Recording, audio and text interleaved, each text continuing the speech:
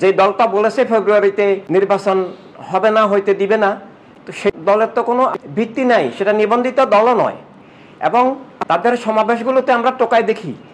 সম্মানিত সাংবাদিক ভাই প্রশ্ন করেছেন যে ফেব্রুয়ারিতে নির্বাচন হবে কিনা। আসলে আমরা নির্বাচনের নামে অনেক ধোঁকা দেখেছি, জালিয়াতি নির্বাচনের আয়োজন চলছে। তো এখন সরকারের ভিতরে যারা আছেন যেহেতু তাদের কোনো জনসমর্থন নাই, তাদের কোনো গণভিত্তি নাই, যে দলটা বলেছে ফেব্রুয়ারিতে নির্বাচন হবে না, হইতে দিবে না, তো সেই দলের তো কোনো আসলে ভিত্তি নাই, সেটা নিবন্ধিত দলও নয়। এবং তাদের সমাবেশগুলোতে আমরা টোকাই দেখি।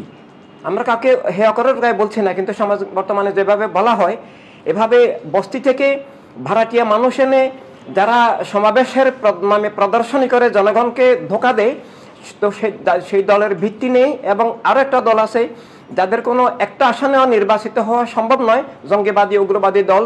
তারা পিআর প্রফেশনাল রিপ্রেজেন্টেশন নির্বাচন চাচ্ছে, কারণ তারা একটা আসনেও জয়ী হবে না, জনগণ তাদেরকে ঘৃণা করে। সারা দেশের সবাইকে নিয়ে, সব সদস্যকে নিয়ে এভাবে মানে একটা ধোকার নির্বাচন করা, অর্থাৎ পিআর নির্বাচন। তো জনগণ যার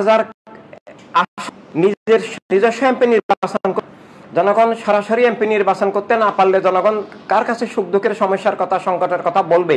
এবং যে নির্বাচিত হবে, যেহেতু সে স্থানীয় জনগণের ভোটে এমপি হয়নি, তাই স্থানীয় জনগণের প্রতি তার দায়বদ্ধতাও থাকবে না।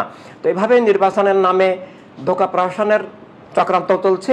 তারপরেও আমরা দাবি করব এবং আশা করব যে অবশ্যই নির্বাচনের আয়োজন করা হোক এবং নির্বাচনের পরিবেশ তৈরি করা হোক, সব দলকে নির্বাচনে অংশগ্রহণের সুযোগ দেওয়া হোক, এবং পূর্ব শর্ত হিসাবে সরকার দলনিরপেক্ষ হোক, নির্বাচন কমিশন, পুলিশ প্রশাসন সবাই দলনিরপেক্ষ হোক, সুষ্ঠু নির্বাচনের মধ্য দিয়ে গণতান্ত্রিক প্রক্রিয়া চালু হোক।